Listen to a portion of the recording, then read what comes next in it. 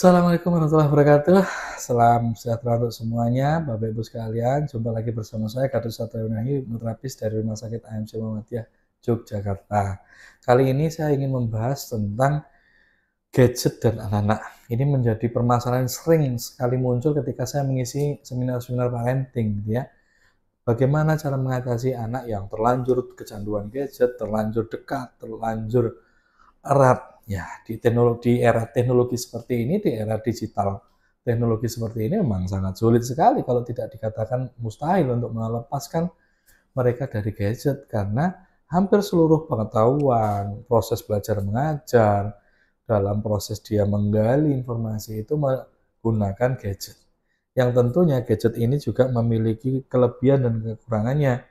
Kelebihan dalam hal menyajikan informasi yang cepat dan akurat dan juga banyak sekali, tapi ada juga kekurangan-kekurangan di mana muncul efek-efek negatif, pornografi, kekerasan, sadisme, dan semua hal-hal yang itu berefek tidak hanya pada saat dia tonton, tapi justru berefek pada nanti ketika dia sudah mulai bertumbuh, karena itu menjadi bahan kontribusi bagi pembentukan kepribadiannya kelak.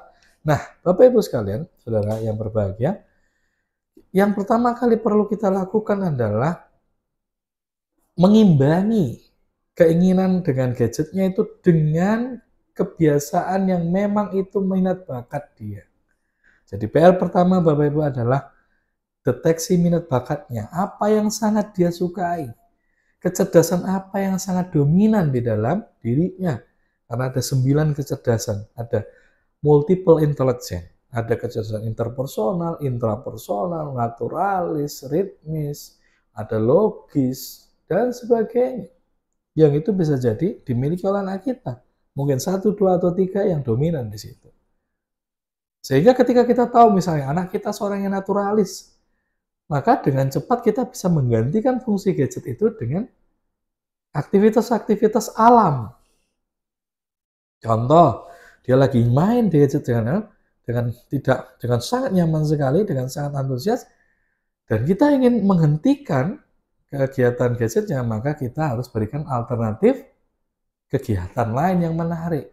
Apa yang menarik menurut dia?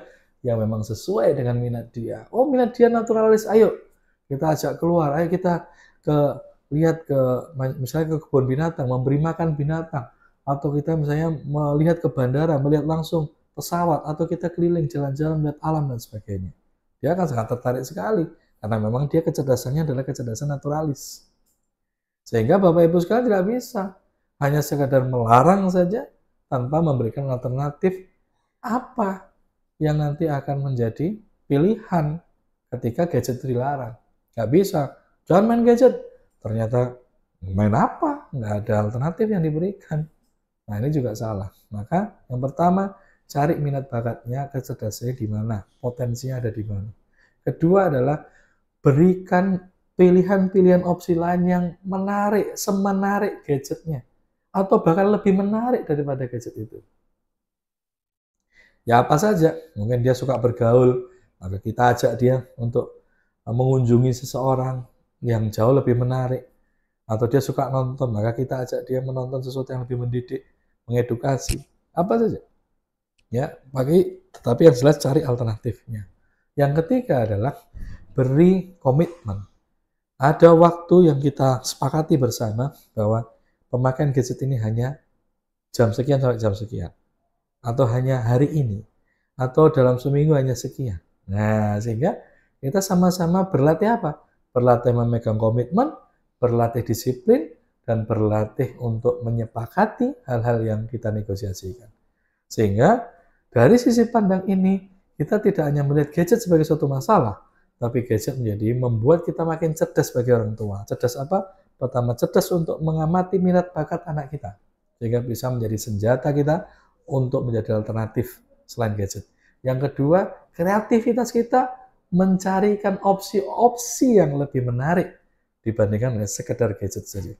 Yang ketiga tentunya bagaimana kita benar-benar memberikan pandangan kepada anak kita, bagaimana memaknai setiap apa yang dia nikmati dari gadget itu dengan cara kita mendampingi, ya, mengkomunikasikan semua yang ada di dalam gadget itu. Bapak Ibu sekalian, mudah-mudahan tips-tips ini bisa membuat kita bisa mengontrol anak-anak kita dan bisa mendapatkan makna-makna yang lebih positif, yaitu makna dalam disiplin, dalam megang komitmen, dalam bernegosiasi, di dalam memaknai apa yang kita dapatkan di gadget. Bahkan ketika film-film atau pembicaraan pendek di sosial media itu dia konsumsi secara rutin, tetapi tetap kita mampu untuk memberikan makna. Sehingga hindari untuk membiarkan anak kita bersendirian dengan gadgetnya, tapi dampingi mereka